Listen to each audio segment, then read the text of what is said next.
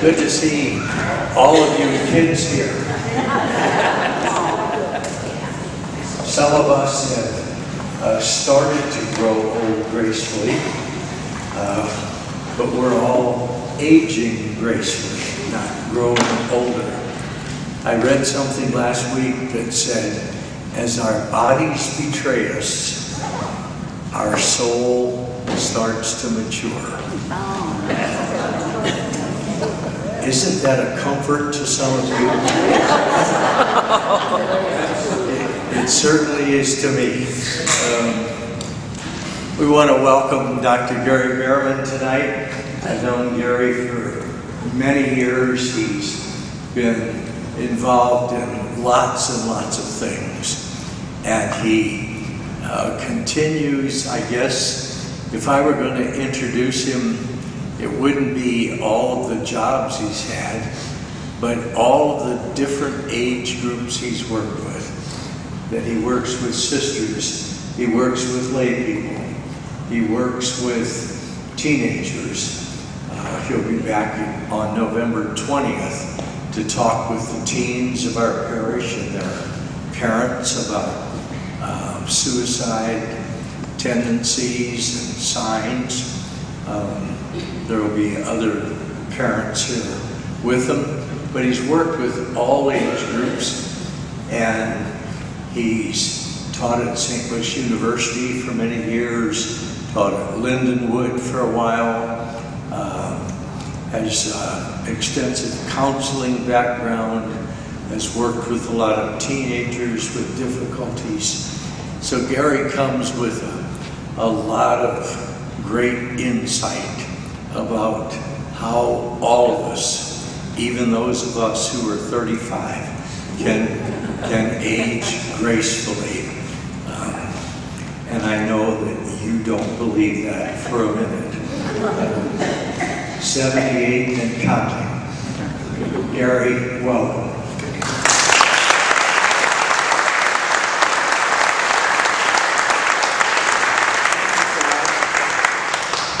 Thank you so much. It's an honor to be here. I just can't imagine that you're all here tonight instead of watching Johnny Carson. You know? But, so you all know who Johnny Carson is. So now I know who I'm talking to. Right. We're going to do this together. There's a lot of wisdom in the room. So I really would appreciate your raising your hand and getting my attention. If you have something to contribute that you believe would be of value towards everybody in the room, so don't hesitate to get my attention and contribute with your life experience, your wisdom, okay? So what we're going to do together tonight is we're going to explore together what it means to age gracefully, okay? Secondly, we're going to utilize a holistic approach to aging well. And thirdly, to integrate spirituality into our human development. So the focus is going to be on all three, but the last one is, I wonder how much attention each of us pay to growing spiritually.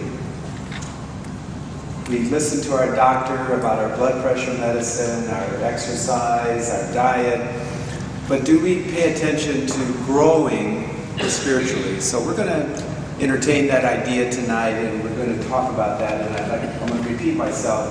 Please contribute your life wisdom. Okay? So let's go all the way down to the end.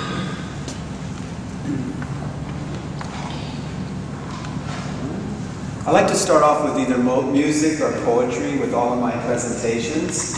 So I'd like for each of us to reflect on this poem, okay? One more? No. It's easy to love the flower that springs unwanted through the crack in the concrete. Its strength, its daring. What's not to respect? But there is a worship I'm trying to achieve, to love the sidewalk, to love what was impermeable but crumbles, is broken down by the force of beauty, its never ceasing need.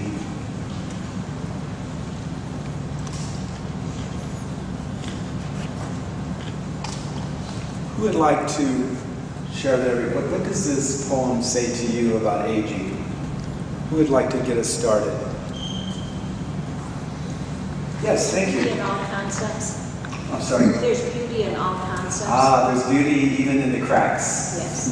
not just in the flower. I picked one of St. Nicholas's flowers on the way in here. You know, it's beautiful, isn't it? What's not to love and appreciate its beauty? How many of you love your wrinkles? Good. And I'm being very serious. One of my young teenage clients said to me, Dr. Behrman, I bet you earned every one of those wrinkles. The 16-year-old client said that to me. That really warmed my heart. What does this poem say to you about aging? Yes, thank you. It's strength, it's daring. I think you have to have strength and you have to be daring. The daring caught your attention, the word daring. Yeah, to age gracefully, we have to be daring. It's a brave new world. Yeah, thank you. Who else? Yes, thank you. You have to realize that you're not invincible anymore. That we crack and crumble. Crack and crumble. And Yeah, someone's got to pull us up, and I think what you said earlier is about our spirituality. That should be pulling us together. beautiful, thank you. Who else? Yes. To me, the cracks represents troubles. The crack represents our troubles. Troubles and pain. And pain. The flower represents hope. Hope. God is always there for us and gives us Amidst hope. the cracks and the crumbles, there's the flower that gives us hope. Yes. Beauty shows up in unsuspected places. Beauty shows up in unexpected places. Yes. God wants you to love others as you love yourself. We crumble, the wrinkles, etc. Love that in yourself and in others. In order to love others, we need to love our own cracks and wrinkles and crumbling aspects of our life. Because we can't love our own, we're going to shame and judge other people's cracks and crumbling aspects of their life. Thank you. Very good insight. I think for me, there's a worship I'm trying to achieve. That's my favorite line.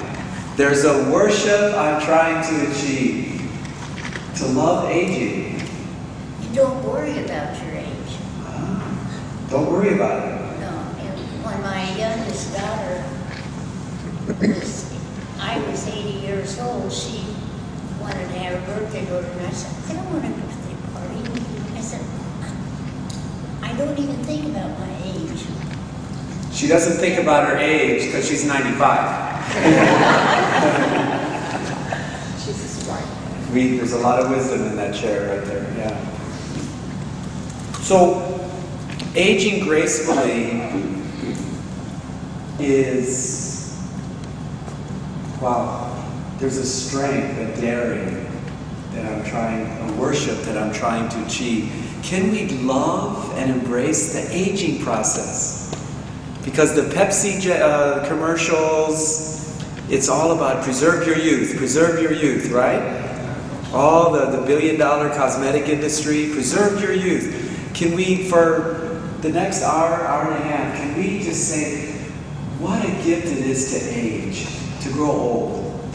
What a gift it is to grow old, to age gracefully. So that's going to be our focus tonight, to embrace, to love what is impermeable, to love the cracks, and to say, thank God I'm still around, that I've had this wonderful opportunity to grow old. To grow old. Okay, next. So what are we going to talk about tonight? Just keep going. Okay. What do we mean when we use the term sacrament, spirituality, holistic aging, health, understand, grace, and resilience. We're going to break down each of those words so that we can truly age gracefully. Okay, we're going to define our terms. But first, who do you listen to when you think about aging, health, all these terms that we just mentioned? In other words, if your doctor comes up to you and says, "You're really unhealthy," if your daughter comes up to you and says, "Pop, you're really unhealthy," or if your pastor says, "You're really healthy," in other words, it's really important to identify the voices that we listen to that tell us we're healthy or unhealthy. So religion, how would religion define healthy aging? Let's just think about it for a moment. How would religion define healthy aging? Yes? Did you have your hand up? Oh no, I'm sorry. I thought you had your hand up. Yes, thank you. Religion would define it probably as a resilience. Resiliency? No matter what's going on, Ah, beautiful. if you have religion in your life and you're centered in God, that's going to pull you through. You're Beautiful. gonna have an anchor.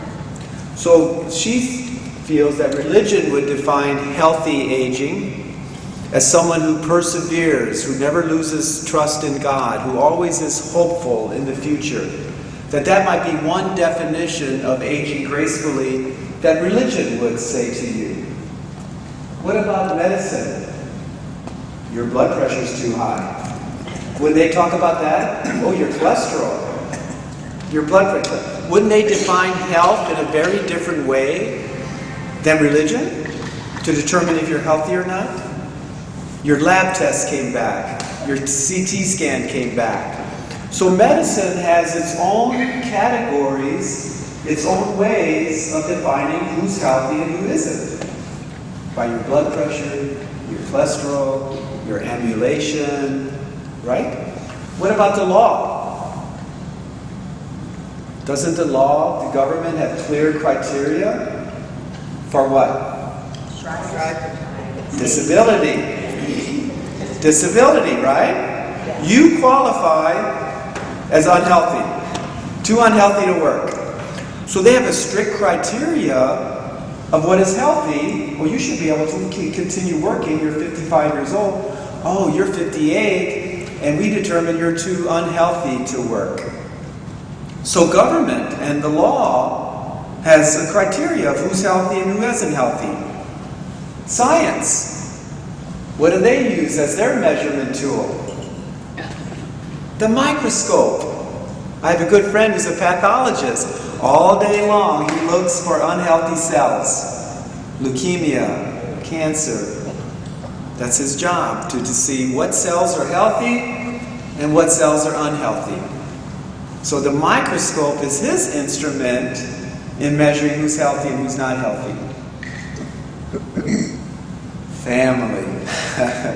How many of you have critical family who are critical of your eating habits? Come on, Mom, you got to keep moving. So doesn't a family have a criteria of who's healthy and who's not healthy? Each of our families will say, hey, Pop is really healthy. So families have a criteria in judging the members of the family, who's healthy and who's not healthy. Your daughter says, Mom, you're the healthiest 95-year-old I know. And then each of us individually, right? Raise your hand if you believe that you're healthy. Good, excellent.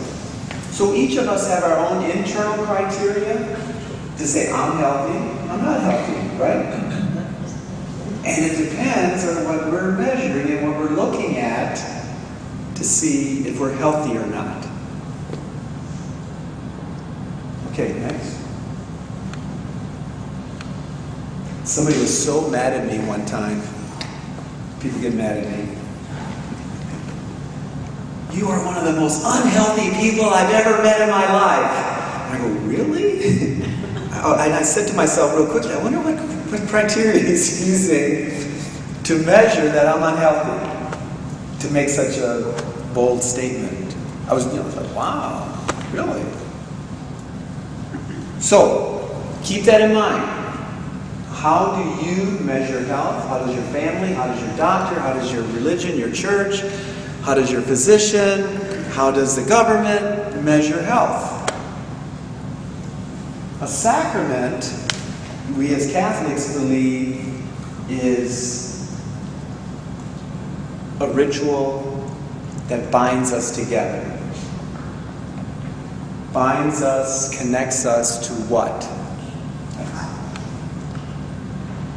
What does it connect and bind us to, a sacrament?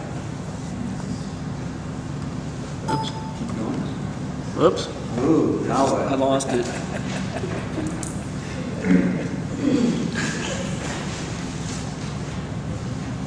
That's what happens when you get somebody who studied theology.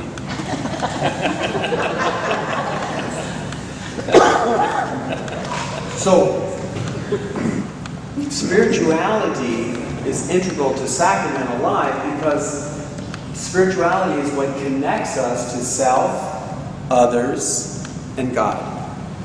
So a sacrament connects us to ourselves, to others, and to God. Okay? So, one more slide. One more. Keep going. There we go. All right. So, aging gracefully is about getting in touch with our spirituality. So, looking at your life today, each of us in this room, isn't one of the most debilitating experience is loneliness and disconnect? Who do I belong to? Where do I fit in? Has God forgotten me? It's one of the most disabling spiritual experience when we don't feel connected to a community, to a family, to ourselves, to God. So the role of sacrament is to keep us connected to self, others, and our God. And what did Vatican II teach all of us? That we are sacraments. That it is our privilege and responsibility as we age to help one another stay connected to self, others, and our God. How many of you sat next to someone who says, I'm lost, I don't know who I am anymore? Especially persons with dementia. It's one of the most horrifying experiences of dementia is to lose yourself. Is to lose yourself. That's why dementia, the popular word is Alzheimer's, is such a spiritual disease because we lose ourselves. And with the loss of memory, we go, who am I? Where do I belong? And I'm so disconnected from myself, much less from others. It's a horrible disease to be disconnected from yourself and your memory. I know I should know your name, but I don't remember you. So that disconnect challenges aging gracefully. So I want us all to keep in mind that aging gracefully is about staying connected to self and others and our God. And there's many physical pains, and we'll talk about social and emotional, that disconnect us as we age. Disconnect us. Okay? So what is religion then? Religion is a toolbox that teaches us how to stay connected. Our history, our sacraments, our tradition, our liturgy, our education is all about teaching us how to stay connected to self, others, and God. So we choose to be Catholic because we believe that being Catholic for us is the best way to stay connected. And I have many adult nephews and nieces who are no longer Catholic. And it breaks my mother's heart. Sent them to Catholic grade school, Catholic high school. What went wrong? And I say to Mom, I says, Mom, let's just pray that they know how to stay connected to God. That if the church isn't providing that right now, how can we as a church help them to stay connected to others and to God and to self? So religion is a toolbox that teaches us as we age how to stay connected. And I'm a Catholic today because it's the best toolbox for me. The liturgy, the sacraments, the tradition, the history, all makes sense to me and keeps me connected. Okay? So, what about wholeness? Keep going. All the way. Okay. So, aging gracefully, it's so easy to think about aging as a physical process only.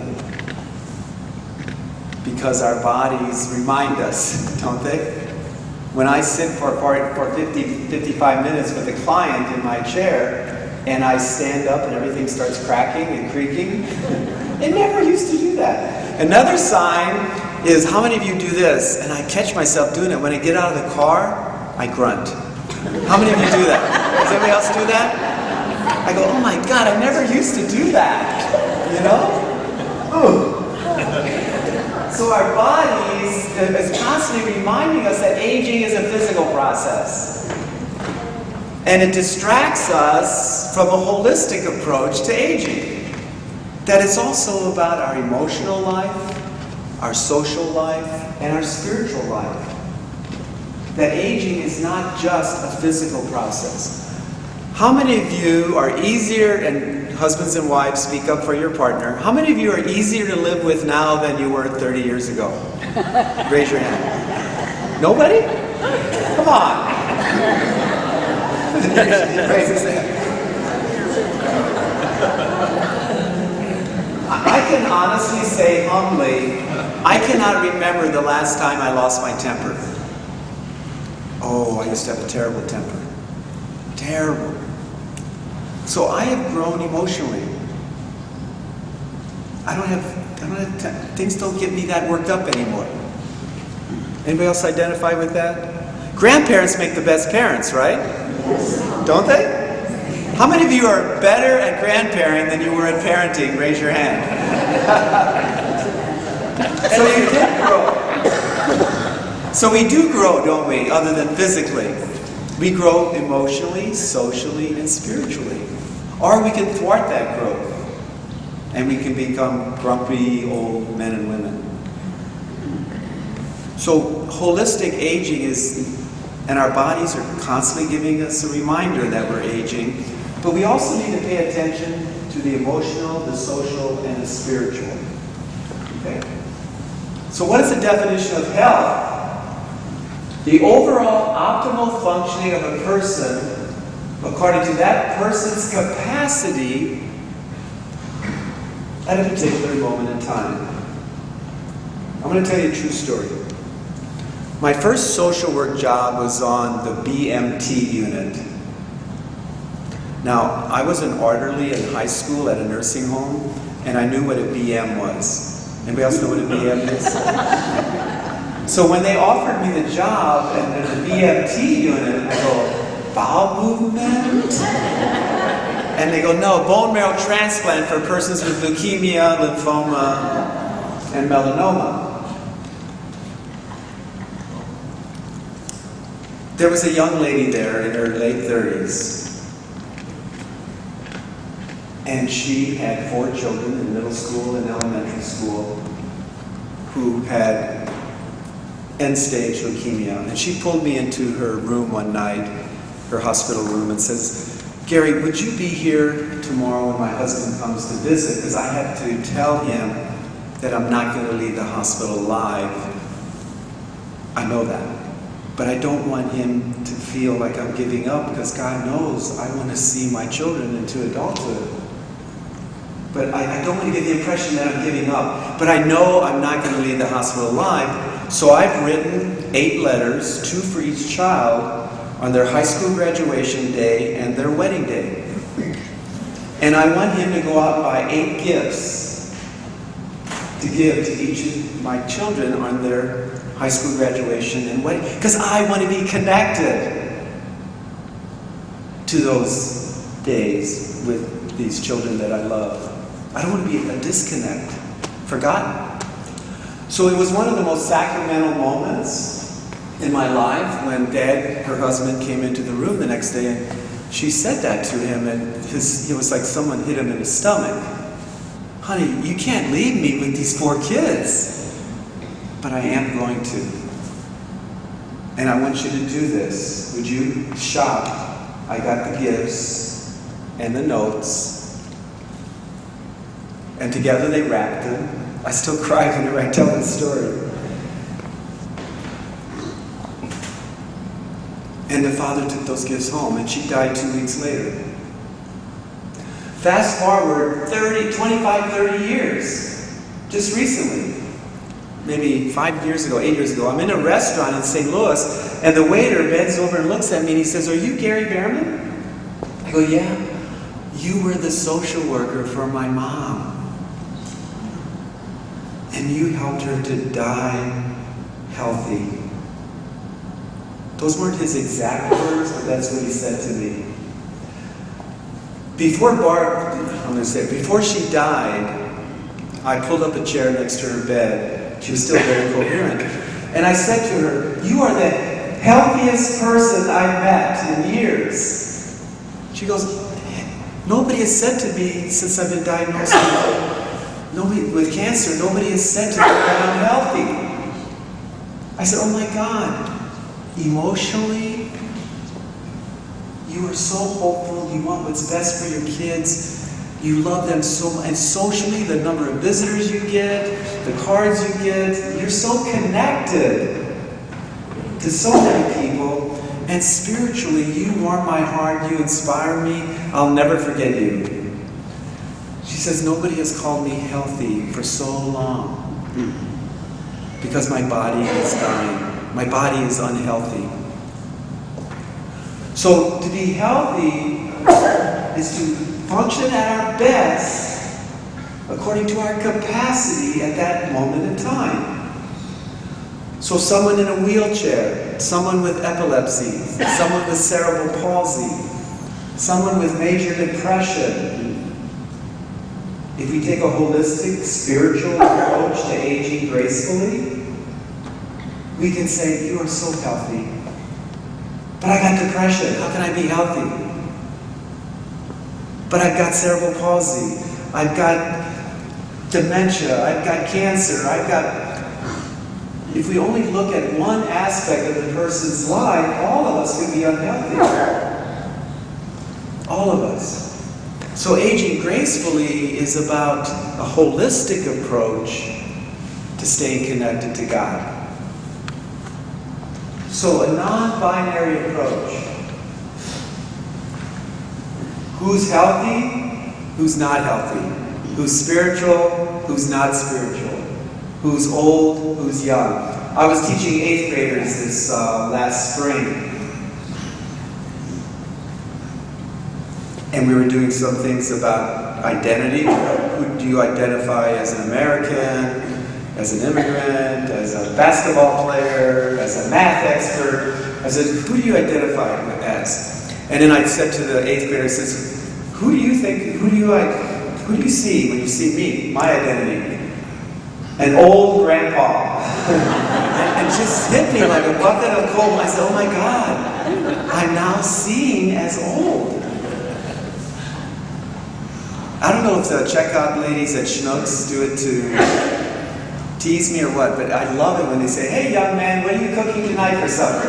You know, as I'm checking out. So I don't know if they're just trying to tease me or if they really see me as young. The point I'm making, it's not either or. Either you're old or you're young. My 95-year-old grandma lived alone until she was 94 and a couple of months. And when I visited her in the nursing home, I said, Grandma, how's it going? I really like it here, but I don't like being around all these old people.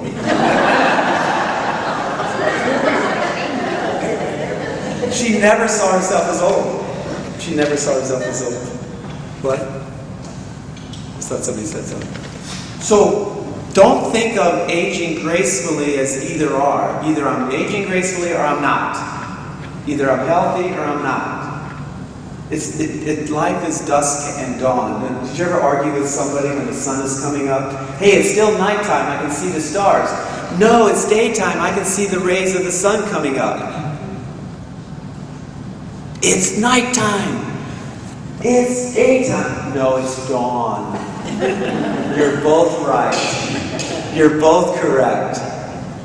And that's how we need to think of aging gracefully, as dawn. Or in some cases, if some of us know we have a terminal disease, we say it's dusk. It's coming to an end. But I don't know if it's day yet, I don't know if it's night, it's dusk. So when you think of yourself and you think of others, try not to think of he's healthy, she's not. I'm healthy, I'm not healthy. It's on a continuum. Okay? It's not either or. Keep going. Keep going. So, medicine has the strongest hold on us as far as aging, right? Our health insurance is geared around our bodies. The doctor knows that. Doctors have the premium on who's aging well and who's not. So we just need to take that in consideration. And we need to take into consideration that there's other professionals, other opinions, other experts than just our doctors. I'm the oldest of 8, and my baby brother married a physician, and my baby sister married a physician. And my mom, who has an 8th grade education, says they don't have any common sense. They don't put caps on their babies' heads when they take them out in the stroller. They've always got snotty noses because they don't put caps on their kids' heads. And they're doctors. Oh my God. We were at my sister's house in North Carolina, and my sister either had food poisoning or a 24-hour bug, and we were sleeping downstairs in the guest room, my mom and I, and my sister was upstairs heaving her guts out in the bathroom. And Mom didn't want to climb the steps. It was priceless. She's at the bottom of the steps instructing her physician son-in-law how to take care of her daughter.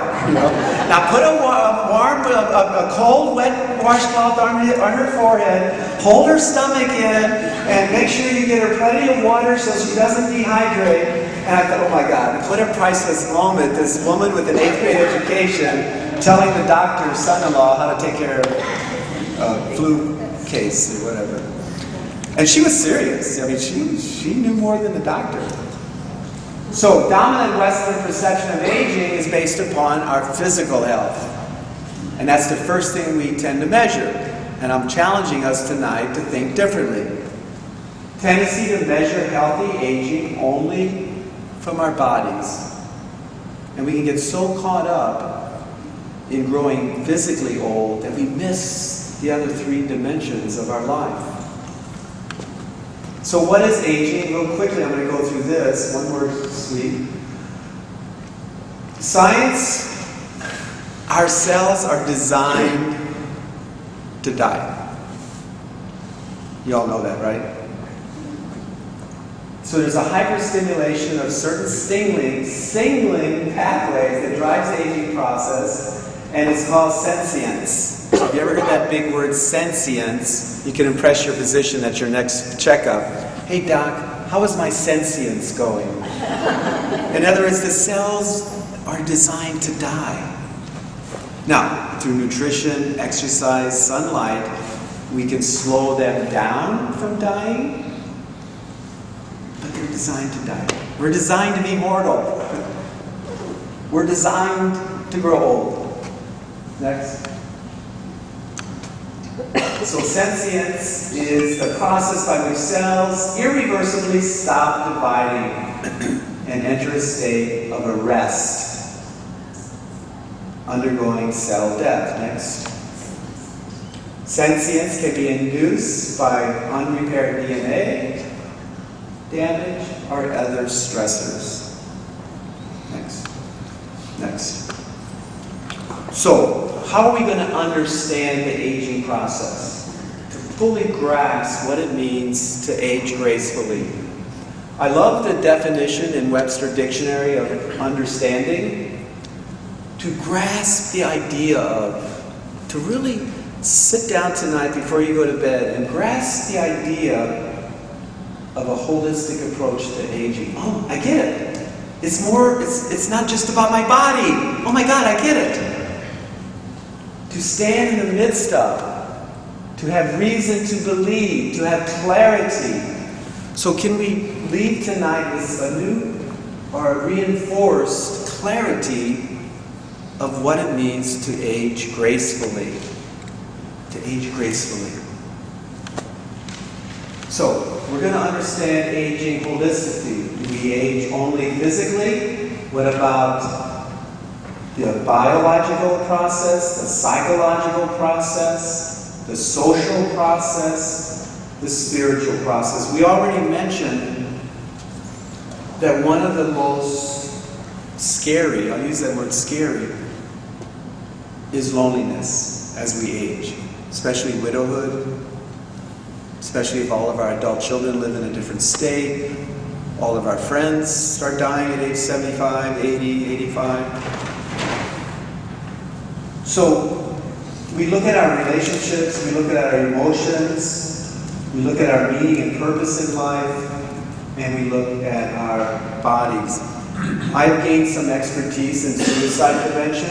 I wrote a grant, and I now, for the last 5 years, teach in the School of Medicine and Allied Health at St. Louis University. I teach new physicians called interns, 170 of them, whether they're cancer doctors, cardiac doctors, pulmonary doctors, whatever, about paying attention holistically to your patients post-surgery, post-diagnosis, that your patient that gets depressed after a cancer diagnosis or after heart surgery isn't going to get well as fast if you don't take care of them holistically. That you need to pay attention to their emotional state after surgery, after diagnosis. So I'm hoping I make a difference, that physicians will take this idea of holistic approach to heart, that even after we have surgery, sometimes we need somebody to pay attention to our emotions. That after a diagnosis of cancer, we need somebody to pay attention to our social relationships, our family, etc. Okay? So aging gracefully. Webster defines grace, the definition of grace, free and undeserved favor. How many of you feel elegant tonight? How many of you feel elegant? Anybody? Nobody? Isn't it a wonderful feeling to wake up in the morning poised and feeling elegant, even though we're... I mean, can we feel elegant, bent over? Of course. Of course. But think about it. Tomorrow morning when you wake up, can you breathe in and say, God, I feel elegant this morning, without even a prom dress on. Even though I'm not up in a tuxedo, I feel so elegant today. So grace, to be charming and beautiful. So, Rosemary, when was the last time somebody came up to you and said, Hail, Rosemary, full of grace. The Lord is with you. Blessed are you among women, and blessed are your children, the fruit of your womb. Wouldn't that be a beautiful way to greet your wife every morning? Wouldn't it? Yeah? So it is such a gift we give one another when people recognize us being full of grace, charmed, beautiful, elegant, poised. Instead of pointing out only the concrete, the sidewalk in us, the cracks, the wrinkles, the crabbiness, the short-temperedness. God knows people point that out too much to us, don't they? I know I take care of my 89-year-old mother who lives alone And sometimes I just pay attention to her crabbiness.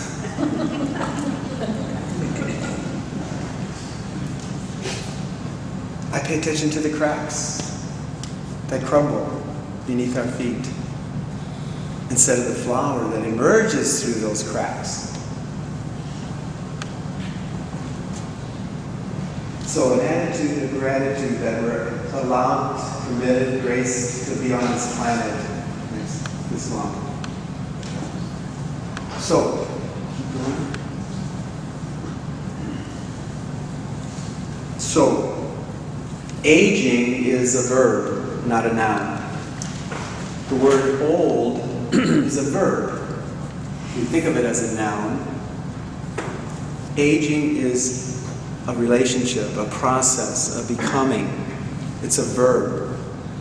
We come to understand our own health in relationship with self, others, and our purpose in life. So it's really, really important, going back to our third slide, who do you listen to that says to you, hey, you're unhealthy, you're healthy? Who do we listen to? To come to understand that health is a relationship with self, others, and our God, our purpose in life. Because we can really be told by the medical community, by our family, by our spouse, how old we are. How often do we say, you are aging so gracefully? How often do we point out the flower in each of us rather than the sidewalk? Because when we go to the dentist, we go to the doctor, they point out usually what's wrong with us. And I hope when we visit our children, our spouses, that we don't just point out the cracks in one another. Because the cracks are there. But there's a worship I'm trying to achieve. Remember that line in the poem? There is a worship I'm trying to achieve, to love the sidewalk. To love the sidewalk.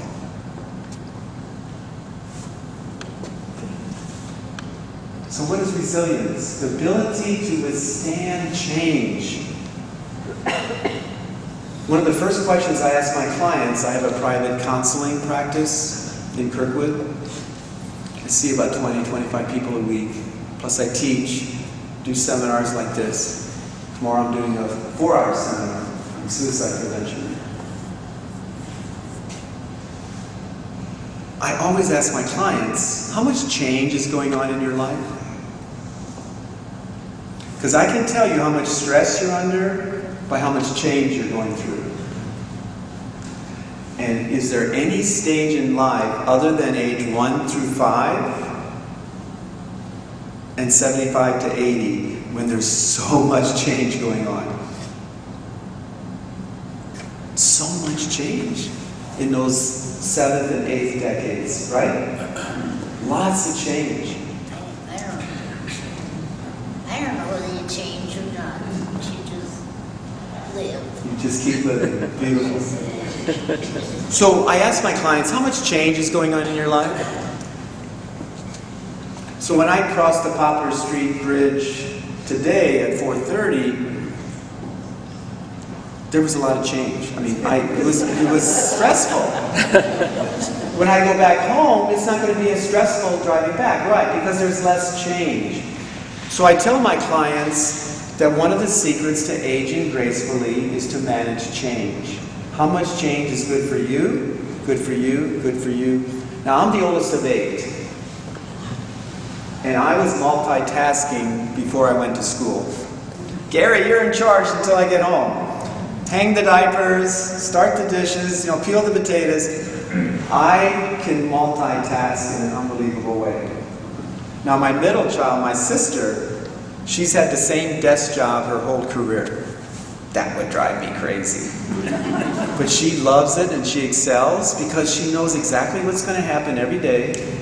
I'm working with suicidal clients. I have no idea what tomorrow's going to look like. I have no idea what my day's going to look like tomorrow. I'm serious. My sister knows exactly pretty much what's going to happen when she goes to work because she knows herself. She knows that if she had a job like me, she'd go crazy. And I know that if I had a job like her, I would go crazy. So knowing how much change is good for you at 95 versus 45, how much change do you need? Each of us need to keep a check on that if we want to age gracefully. Because depression often is connected to not enough change. Anxiety is often connected to too much change. It really bothers me when teenagers are parenting themselves. I'll ask the mother or father of my 16-year-old client what time they go to bed, how much screen time do they have each day, and they go, I don't know. 16-year-olds do not know how to parent themselves. They don't know when to turn the screen off and when to go to bed. So they don't know how much change is good for them. It's such a beautiful, wise statement when a parent says, John, it's time to go to bed. You've had enough change for today. The 8-year-old doesn't know that. The 8-year-old doesn't know that I've had enough change for one day. So parenting is so critical in the first 17 years of our lives because we don't know how much change is good for us. So managing change is at the core of being resilient. When I was full-time associate dean at St. Louis University, I had a nickname, the Hummingbird. And they go, nobody can keep up with you. And that's me. I mean, I like lots of change. I love lots of change. So assisted living life does not look attractive to me. You know, these assisted living homes, it's too much of the same thing every day. So I don't know where I'm going to wind up. Maybe at Father Bill's rectory, right? There's a lot of change. I think he's got an extra room. There's an extra room. Yeah. But how many of you notice as you get older, you're like, now I used to work as an EMT in the emergency room of a hospital. I would not do well today at my age in the emergency room of a hospital. It's too much change. How many of you keep a pulse on change in your life? How much change is good for you? Raise your hand. How many of you think you're in the zone, that you have just the right amount of change? Yeah. Because depression can set in if we don't have enough change. Anxiety can set in if we have too much change. And that's where the goal of being a good spouse, honey, sit down. Take a deep breath. Let's have some my mom believes that graham crackers are the most soothing food in the world. Graham crackers with butter and a cup of coffee solves every problem. So if I come home to visit her stressed out, here I have a cup of coffee for you with the graham cracker and butter already spread. You're too much change, Gary. Slow down. So this is really an essential, critical part of aging gracefully, is knowing how much change is good for you.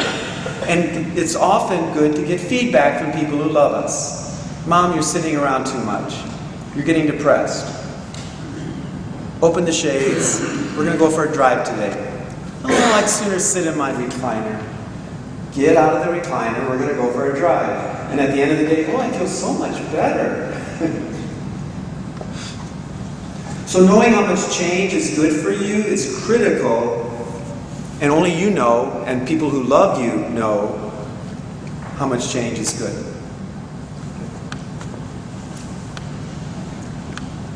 So, what are the connections between resilience and change, grace and change, and health and change? So, a holistic approach. My physical health, my emotional health, my social health, my spiritual health. How do I keep track of all four? And how much change is going on in me physically? So when you have a stroke, huge amount of change, right? Huge. When you can't use your arm anymore, huge change. How much change is going on emotionally? My mother took care of my 95-year-old grandmother who lived in town, and the youngest of the 8 left for college the same year that Grandma died. suddenly there wasn't enough change in my mother's life. She got very depressed because she was busy with the youngest still at home and grandma. So her emotional health was hit hard by the change in her routine, her daily life. So how much change is going on in your relationships? The youngest going off to college, the youngest one getting married, you getting married, etc., etc., etc. Okay? Guess who's at highest risk for suicide in the United States? Educated white males over the age of 60. Why? Because they hate retirement. They hate it. They hate what? Retirement. They're like me. I'm not going to retire. I'm not going to retire. Father Bill, 77. He's not retiring. No, seriously, because suddenly everything stops. The kids are off in Georgia and Chicago, and they were used to 50 hours a week, and they sit at home and they go, what's next? White males make up 80% of all suicides. African American females make up less than 1% of all suicides. What's that about? What's that about? So we need to really keep a pulse on this resilience. Change. How much change is good for Rosemary? It's good for you, good for Father Bill, good for... How much change is good for you? And be attentive to your children, your partners, your spouses, your aging parents to say, Dad was very used to an active life. And this lack of change is really depressing him. Now, some people can adjust to that in extraordinary ways, but it depends on each individual. Next. There are biological and social factors that contribute or detract from our ability to be resilient. The ability to age gracefully is not something we're born with. Next. But most of our resilience factor is determined by taking a holistic approach to aging. People who are resilient who age well take a spiritual approach to aging, an emotional approach. I pray a lot more than I used to. Pray a lot more, a social approach, a physical approach. People who are most resilient take this holistic approach to aging. So what are you doing to prepare all of yourself? Your spiritual, social, emotional, and physical health. Does anybody want to answer that question and share your wisdom with the group? What is somebody doing that's really paying off? Your emotional health, your social health, your physical or spiritual health. Yes, thank you. Stay connected. How do you stay connected? I stay connected, number one, by always starting my day out with scripture. So you start off with prayer and scripture. That gives me the departure point for the rest of my day. It's the send off. And then you go to the gym. I try to take care of my nutrition. Your nutrition. And I make as many friends. And I'm not a social butterfly, but I try to make connections with people. So you stay connected to your friends and Show people. that I care and help people when I'm able to. Allow myself to be helped when I need help. Wow. I'm trying to stay humble. And stay home. Wow, you should write a book. Aging gracefully. Yes? Thinking about others, doing something to help somebody else, and not just thinking about yourself. Yeah, one of the best way, I do a lot of research in post-trauma recovery, resilience following trauma. And one of the key variables, one of the key elements in getting through a trauma is volunteering, taking care of other people. Getting out of our own head and our own grief and volunteering. Yeah. There's a physician who touched my life. She was an only child, and her mother died when she was in middle school or high school. And she went on to become a physician, a very successful physician. And she was busy being a physician, and her father, her 68-year-old father, died by suicide. And she stopped practicing medicine because she felt so guilty and shameful that this happened to her father. And I had the pleasure of having dinner with her. She was, we brought her into St. Louis University for our annual aging conference, which you all are invited to. It always takes place the last Thursday of July. And she spoke so beautifully about volunteering, that she couldn't be a doctor anymore, so she volunteered at a hospice and she let nobody know that she was a doctor. And she just sat at the bedside of dying people and listened to them. And nobody knew she was a physician. And that year healed her and enabled her to go back to practicing medicine. And now she's, her name is, if you want to, well, those of you who have good memory, Karen Wyatt, W-Y-A-T-T. She has a website, and she has 2 books out that speaks very profoundly about her healing gracefully following her father's suicide and what helped her embrace the cracks, the sidewalk in her life, and to see the flower. But yeah, Karen Wyatt, W-Y-A-T-T. She's a remarkable woman and a phenomenal physician today. And thank you. Well, who else is? Realize that you're a child of God and be thankful for all the abilities we still have. You know, Thank you. That to remind ourselves that we're a child of God.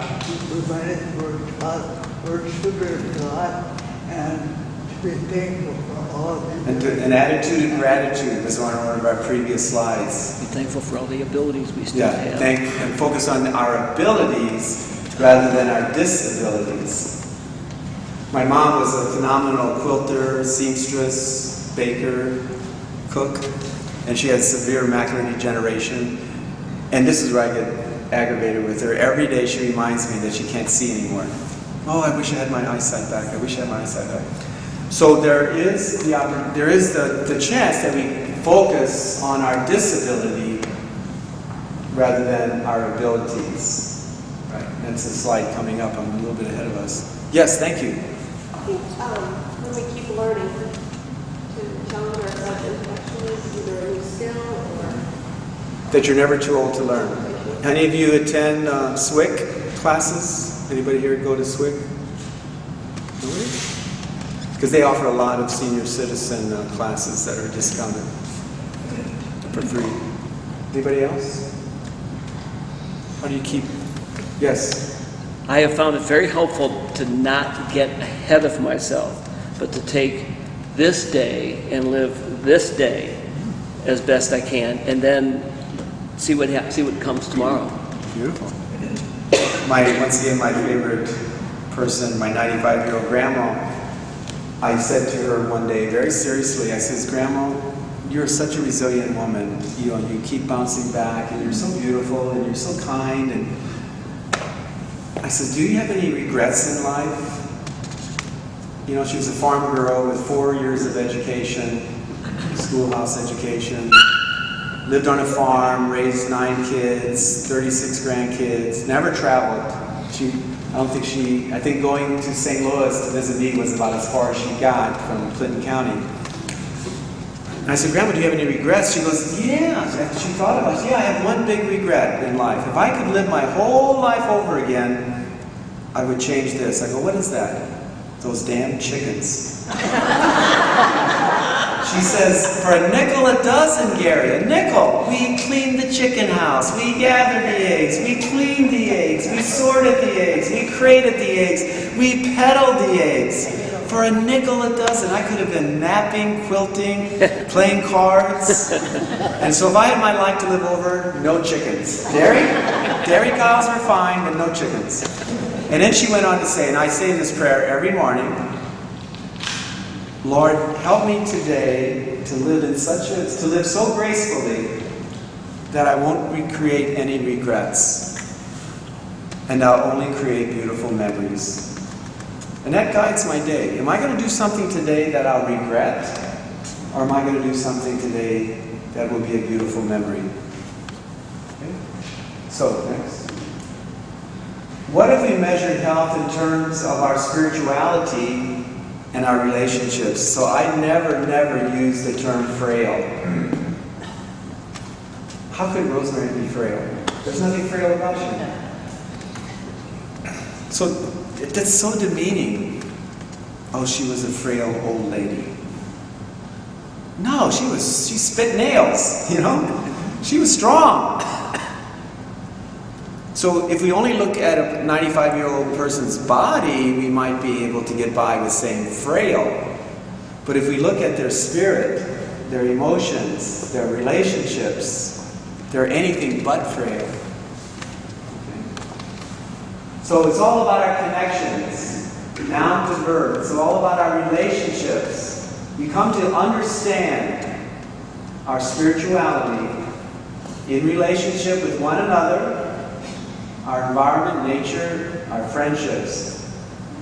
In post-Vatican II Catholic Church, that last phrase is not radical, but in the 1500s, when St. Ignatius Loyola, who started all of the wonderful Jesuit universities throughout the world, when he said this, because back in the 1500s, you could only find God if a priest was present. The sacrament absolutely depended on a priest being present. It cannot be found in gathering chicken eggs every morning. And so Ignatius, his Jesuit spirituality, says, you can find God in all things. Cooking breakfast. And I love that resurrection scene in, I think it's Matthew's Gospel, where the first thing Jesus did was cook breakfast for his disciples after he rose from the dead. So to find God, to age gracefully, means to find God in all things. From cooking to cleaning to traveling to playing cards to saying the rosary every day, going to Mass. But St. Ignatius started a whole new spirituality in the 1500s that said you can find God in all things, everywhere. God's everywhere. It permeates our whole life. Gerard Manley Hopkins wrote a beautiful poem about God permeates everything on the planet. So real quickly, we're going to go through these. So how fit are you? So I want you to take a quick inventory. You can do this tonight or tomorrow morning. Just take a quick inventory. How healthy are you physically, emotionally, socially, and spiritually? You're allowed to judge yourself.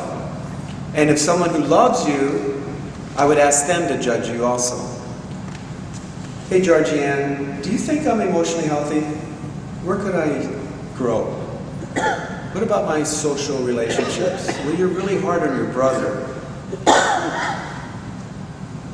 Accept that change is an unavoidable part of life. If you want to read a really good book by Judith Vorse, it's called Necessary Losses. It's a book about that aging gracefully is about accepting the losses that come with change. And how we manage that is a good pulse in how graceful we will be in our aging. Next. Keep going. So how flexible are you with climate change? The scientists, the botanists, the biologists, the physicists are saying the species that will survive are those that are most adaptable, that can change. So how flexible are you? Can you go with the flow? Or are you rigid and stuck? So the species that survive are those that are most flexible, adjustable, can go with the flow. If you're stuck with your old ways, sometimes that's good. You want to hold on to some of those values. So it's the balancing between letting go and changing. Next. Going. So how focused are you? Do you wake up each morning knowing what really matters? Are you able to focus your time and attention on that which really matters in your life? That which really counts. Next. Or are you constantly distracted by the multiple tasks that steal us away from our priorities? Okay. Number 4 is, keep going, fruitfulness. How productive are you? Do you get things done? What legacy do you want to leave? Is it a beautiful yard and garden? It's a beautiful legacy. Is it your quilts that you've quilted? Is it the time you spend with your grandchildren? Is it your apple pie recipe? Is it your carpentry skills? What legacy do you want to leave behind and be remembered for? And do you stay fruitful? Next, number 5. Fancy means do you still dream? There was just a scripture in the daily mass recently that your young will, do you know that? Your young and your old will have dreams or something like that? It was in one of last week's daily masses. Can you dream for yourself? Or have you stopped dreaming? Is, the Jack Lemmon movie? Hey man, this is as good as it's going to get. Are we resigned to our life, or do we dream about possibilities? Do we keep dreaming? Or is there a certain point in aging that we stop dreaming about possibilities? And that's depression, that's sadness. Next. Keep going. Framing. Can you take a challenge and transform it into an opportunity? My very dear friend is a grandmother, and last year her 40-year-old daughter got leukemia, AML, and she stood at her bedside to get her through her daughters. And then last month her 12-year-old son was diagnosed with rectal cancer. Only 300 cases a year for people that age. She's very fruitful. I check in on her every other day. She goes, Gary, I got to do it. I'm their grandma. I got to take care of the other 2 kids. When my daughter is in the hospital with her son, my grandson, getting chemotherapy, she's very fruitful. She gets things done. She does the laundry for her daughter. How fruitful do we stay? Next. Do you give up easily? Are you formidable?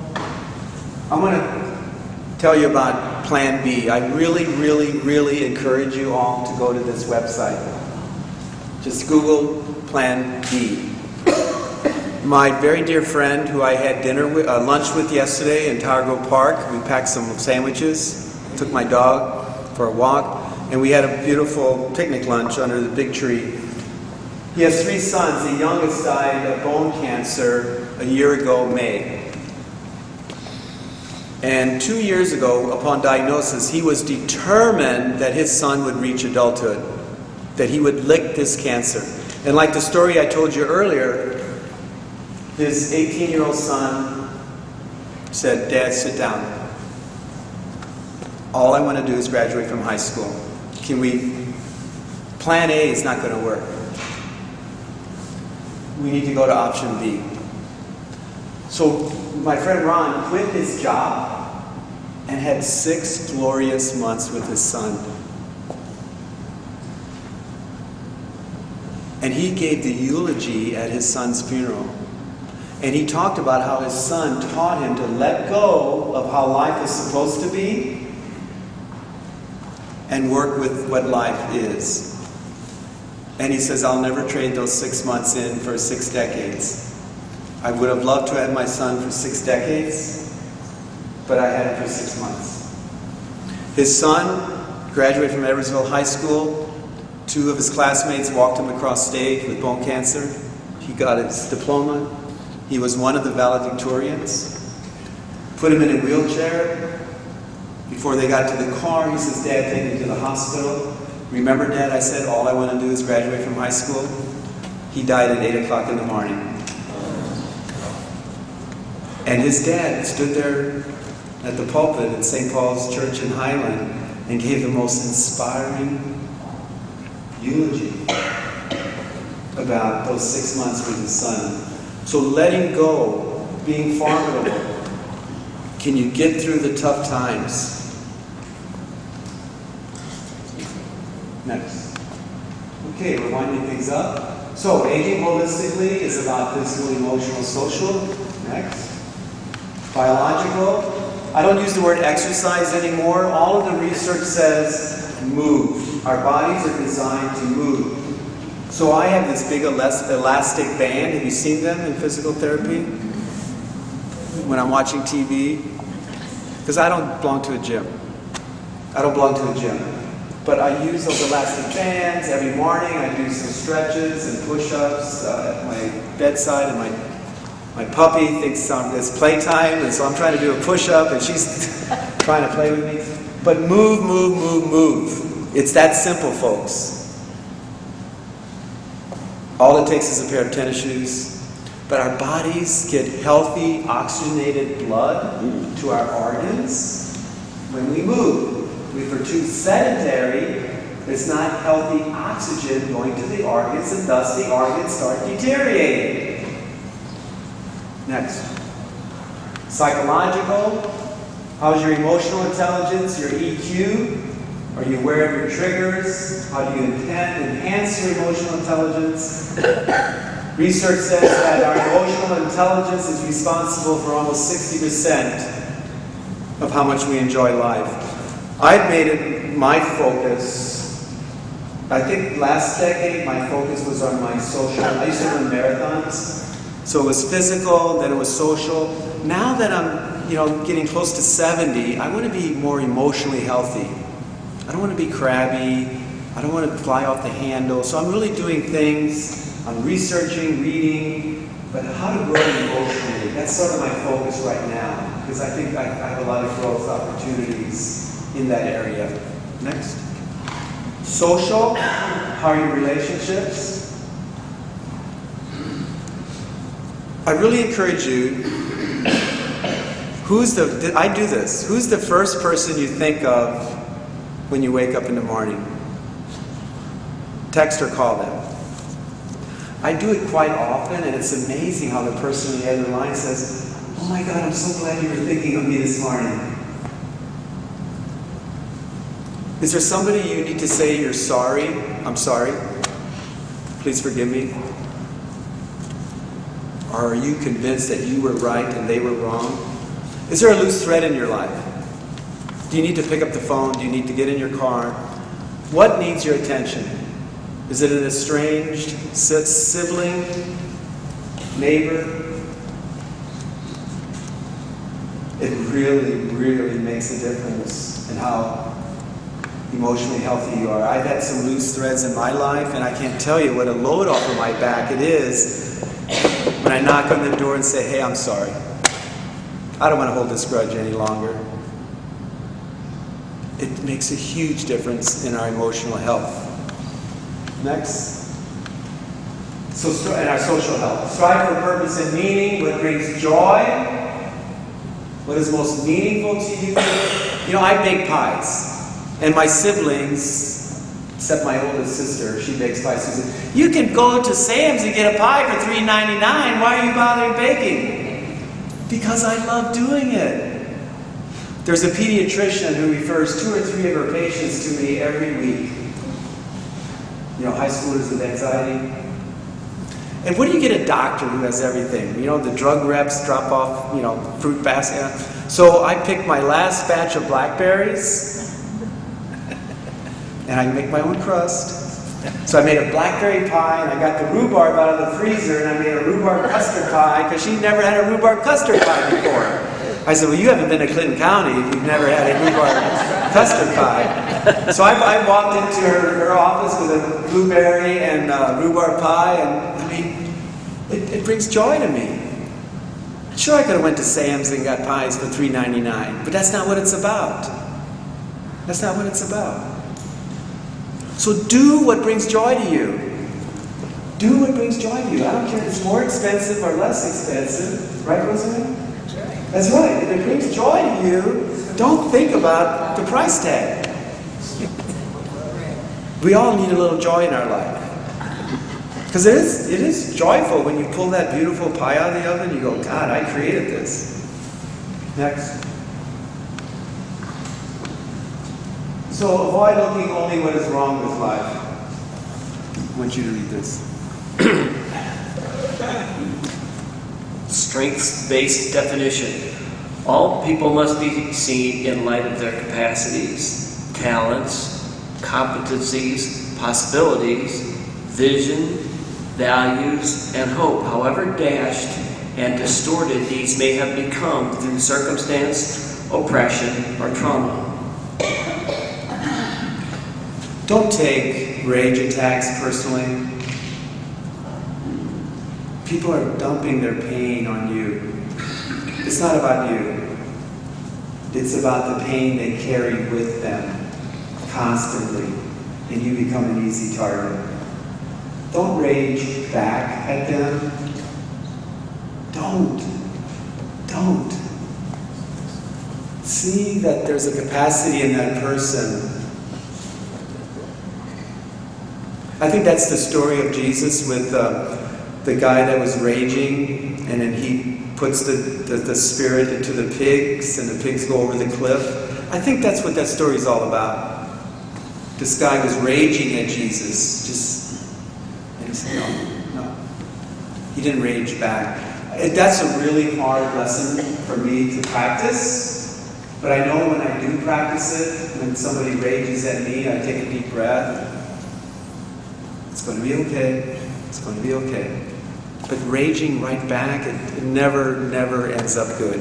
Never ends up good. So, reflect on your strengths. What is working for you right now in being physically, emotionally, socially, and spiritually healthy? What's working for you? What is meaningful for you? And what keeps you connected? Strengthen that. Emphasize that. So build upon grace. Take small steps. Avoid all or nothing. First things first. Who said one day at a time? Who was that? Mark. Mark did that. Thank you, Mark. Be mindful. Take time to reflect. Build your strengths. Okay? Next, one more. Okay, he was the son of a slave in rural Missouri. How far you go in life depends on your being tender with the young, compassionate with the aged, sympathetic with the striving, and tolerant of the weak. Because someday in your life, you will have been all of these. Next. So, what's our take-home message? Remember, change is inevitable. There's 4 different types of change. Managing change is key to aging gracefully. Resilient persons age gracefully when they manage and embrace their change, and when all else fails. Okay, one more. Okay. Thank you. Okay?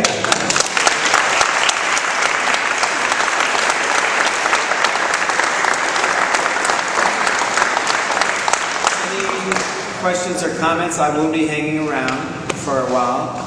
I know the ladies and men provided some drinks and snacks. Anybody have any thing else that they want to say?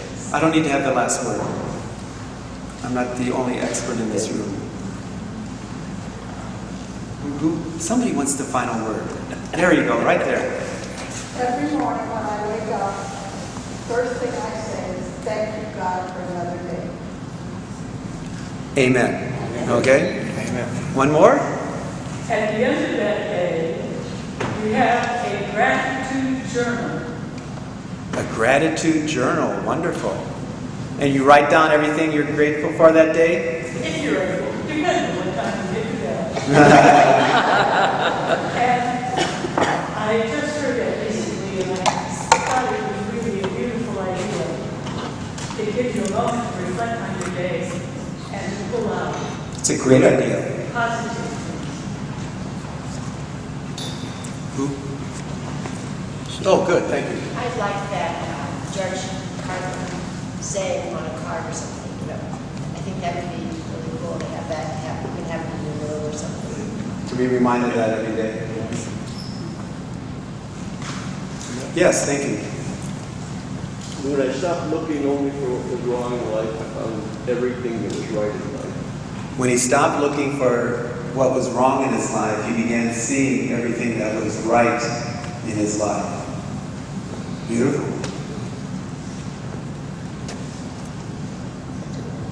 I think Bill has an announcement about the Dropbox or something. It's in the house. Oh, the house or something. Thank you. I didn't remember that. There's a Dropbox over here. If anyone would like to drop just a donation if you want toward our speaker series and all the things we do. And obviously tonight, Gary taught us all an awful lot. I think many of us in the room, as I know this group, are aging gracefully. I've watched this group for 37 years. And for 37 years, some of us who started at 40 years old have been growing older gracefully together.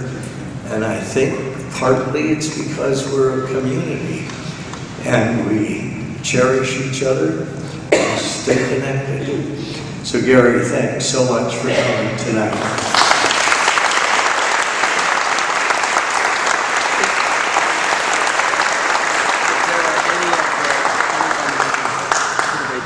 Chairs. That would be a big help. There's an event here in the morning. Mark said, and I'll translate, this isn't what he said. Is there anyone here young enough to help put away tables?